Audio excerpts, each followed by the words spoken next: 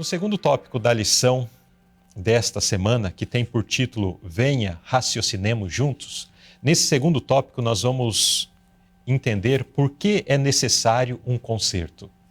Por que é necessário que se estabeleça um conserto? Será que Deus não está complicando muito o processo de salvação? Precisamos entender por que é necessário que seja estabelecido um conserto. Irmão Eliseu, o que nos separa da comunhão com o nosso Criador?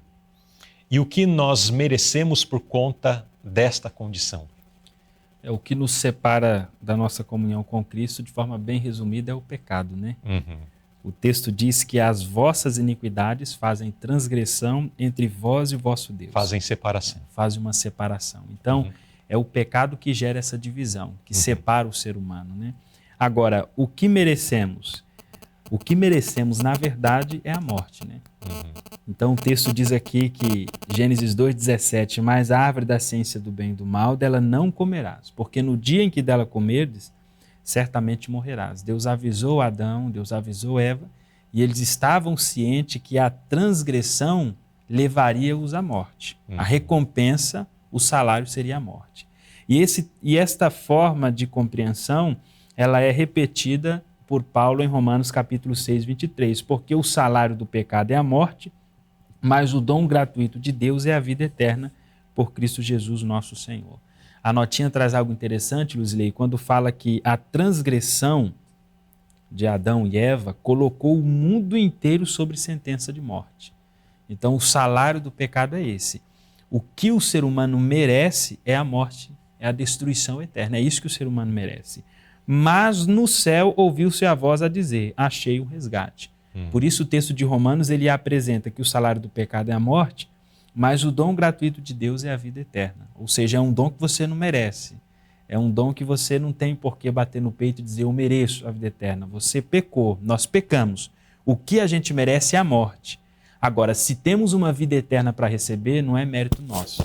É por causa que alguém pagou o resgate e providenciou meios para que isso pudesse acontecer. Né? Exatamente, isso é maravilhoso, né? Porque mais à frente, na próxima pergunta vai mencionar aqui que o resgate partiu de um amor existente primeiramente da parte de Deus para com a humanidade.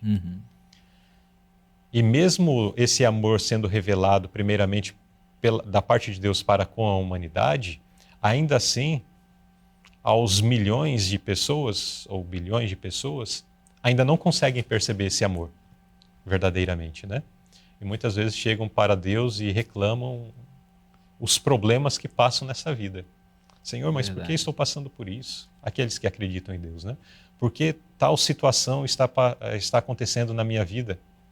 Sendo que isso tudo é decorrente daquilo que realmente merecemos. A morte, a destruição. O pecado trouxe consequências sobre a humanidade. A morte é uma delas, mas tudo que se arrasta como enfermidades, o sofrimento, a dor, enfim, o que podemos imaginar de ruim é decorrente do pecado e merecemos. Aqui tem algo interessante, Luzilei, porque às vezes alguém que está assistindo pode perguntar se Cristo ofereceu um dom da vida eterna, por que a gente morre então ainda, né?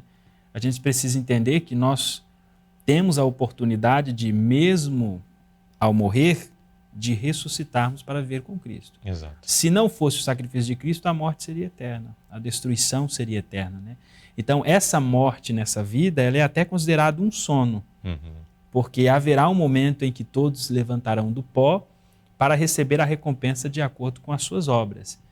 Mas o que o ser humano merece seria a destruição eterna. Era isso que o ser humano merecia, a destruição eterna. E essa morte nessa vida, ela não é o fim para aquele que acredita em Deus. Ela não é o fim. Então, houve uma grande obra que foi feita em nosso favor, que está aí na próxima pergunta que a gente vai... E vamos lá. A lição ela é maravilhosa, mas se a gente não se cuidar, a gente acaba atropelando as entrando perguntas. Nos temas posteriores. Mas seguimos. Pergunta B. Desde o início, que provisão Deus fez para evitar essa sentença de morte? Qual foi a provisão que foi feita por Deus, já desde o princípio, para que essa sentença não fosse executada de uma forma plena sobre a humanidade, senão estaríamos completamente perdidos. Uma das maravilhas da divindade, Luzilei, é a capacidade de ver o futuro, né? De saber o que vai acontecer. Então Deus, ele tem isso. E de antemão Deus preparou um plano de resgate. O plano da redenção foi preparado com antecedência, já demonstrando a intenção da divindade em resgatar a humanidade. Então foi preparado o plano da redenção, e em 1 João 4,19 diz: nós amamos porque ele nos amou primeiro. Então Deus, ele demonstrou o amor pela humanidade ao enviar Jesus Cristo, seu Filho, para morrer em nosso lugar. Se a divindade fosse esperar a humanidade demonstrar amor primeiro, para depois vir nos resgatar, a gente nunca seria salvo. O ser humano não tem essa capacidade de demonstrar primeiro isso. Então Deus viu que seria necessário primeiro ele nos amar, para que pudéssemos entender esse grande amor. Então, se nós amamos, é porque ele nos amou primeiro. E em Apocalipse fala do Cordeiro que foi morto desde a fundação do mundo. Então, esse sacrifício, esse amor, já foi demonstrado desde antes mesmo do ser humano cair em pecado. Já havia demonstração desse amor e dessa bondade, né? É interessante o verso de Apocalipse, porque menciona que o Cordeiro foi morto desde a fundação do mundo, mas Cristo morreu após 4.000 anos já da criação deste mundo, né? Isso. Mas como Cristo é representado desta forma? É pela promessa, né? Pela promessa e também pela manifestação da fé que os nossos antepassados, ou os fiéis em Deus do passado, manifestavam então sua fé nesse sacrifício que haveria de se concretizar ainda posteriormente através do derramamento do sangue dos cordeirinhos. Mas a promessa já estava empenhada. Já estava. Então, para Deus, aquilo já era certo. Agora, nesta pergunta e a nota, ela traz um ponto que eu mencionei ainda no tópico anterior sobre a questão do livre-arbítrio, né? Deus, antes mesmo de ter criado todas as coisas, já sabia o destino das mesmas, né? Já sabia sobre a queda, tudo. E por isso que antes da fundação do mundo, já foi estabelecido o plano da salvação. Mas talvez alguém possa pensar assim: se Deus já sabia de antemão que a raça humana cairia, ou que mesmo surgiria o pecado no coração de Lúcifer, por que Deus não deixou de criar Lúcifer? Por que Deus não deixou de criar a raça humana? Ou por que Deus não impediu essas coisas, né, de acontecerem?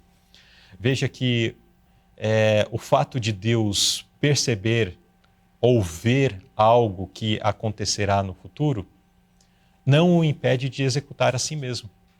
Mas o que Deus faz? Deus, ele elabora meios para que aquilo tenha uma segunda oportunidade, né? Na questão da humanidade. Tenha uma segunda oportunidade, tenha uma segunda chance. Que isso foi através do plano da salvação. Então, Deus, ele age dessa forma. Ele não se limita ou não limita a sua criatura por conta de algo que ele já percebe antes mesmo da criação. E nisso está também um grande mistério, e também percebemos o grande poder de Deus. Deus, ele não criou os seres humanos como robôs. Ele poderia ter limitado a Adão e Eva a possibilidade de pecar, de cair. Mas seríamos como robôs. Amaríamos um Deus porque essa seria a única opção. Não, nós temos a possibilidade de escolher entre amá-lo, adorá-lo ou seguir o caminho do pecado. A escolha cabe a nós fazermos.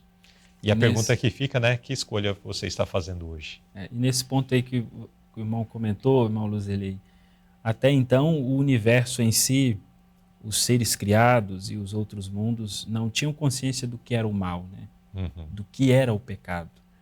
Agora todo o universo sabe a diferença entre o bem e o mal, a diferença entre o certo e o errado. Ficou provado diante de todo o universo a maldade, a malignidade de Satanás, e onde o ser humano pode ir no pecado quando se afasta de Deus. após resolver todo esse grande conflito entre o bem e o mal, quando Cristo voltar, a Bíblia diz que o mal não se levantará por duas vezes.